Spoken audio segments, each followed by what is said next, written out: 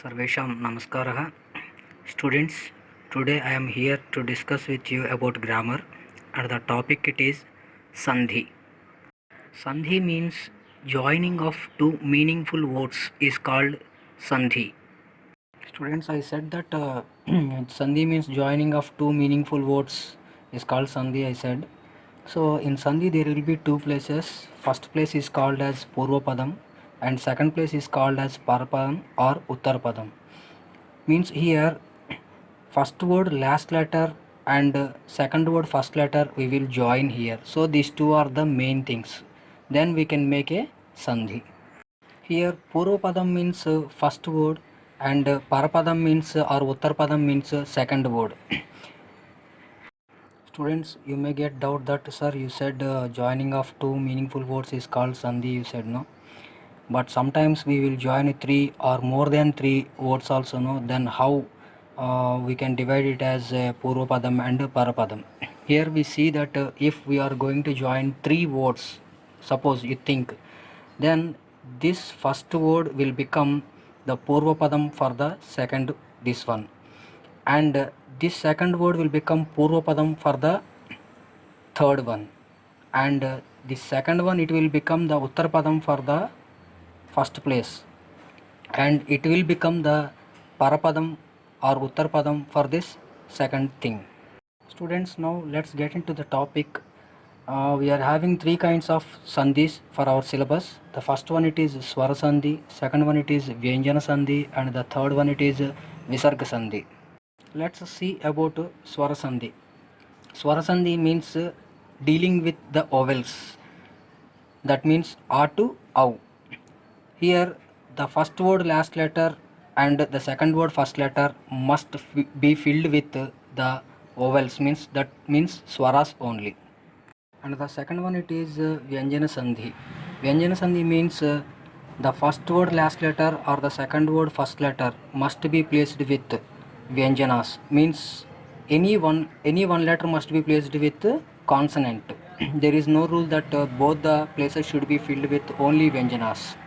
Third one it is Visarga Sandhi. Visarga Sandhi means the first word must end with Visarga, and the second word can start with either any consonant or either any vowel.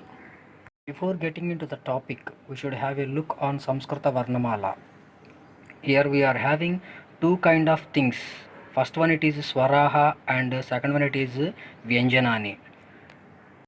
Swaraha means independent letters. That means they doesn't depend upon any another letter while we are pronouncing.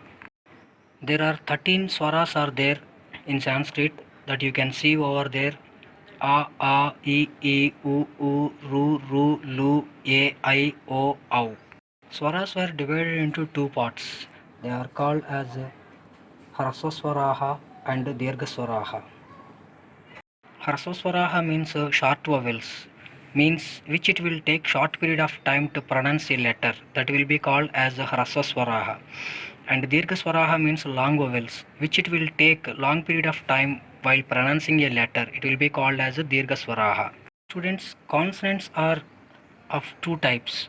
One it is Vargiya Vyanjanani and second one it is Avargiya Vyanjanani. Vyanjanani, consonants. Consonants are dependent letters. That means while pronouncing the letters, they will depend upon another letter.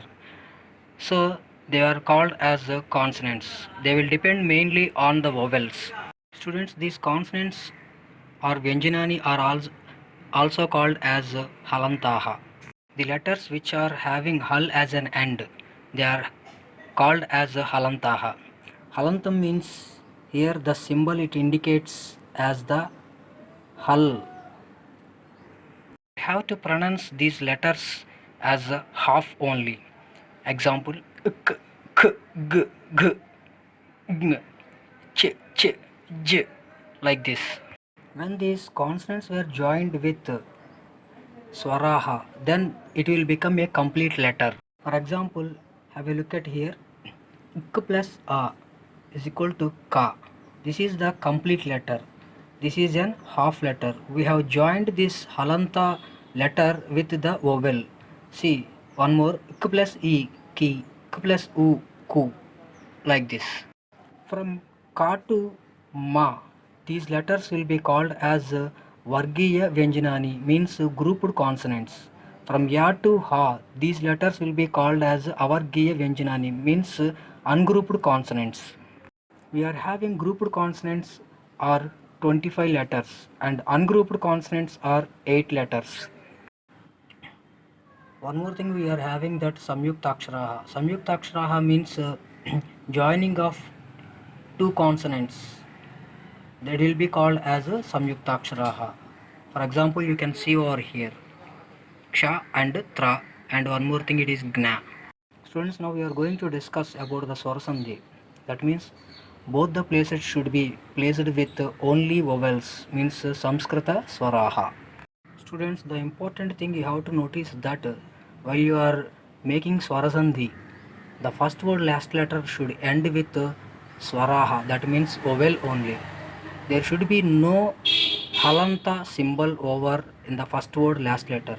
If any one of you will keep this symbol for the last letter of the first word, then it will become a Vyanjana Sandhi, not a Swara Sandhi. Students, to make Sandhi, we should have the knowledge of Shabdas.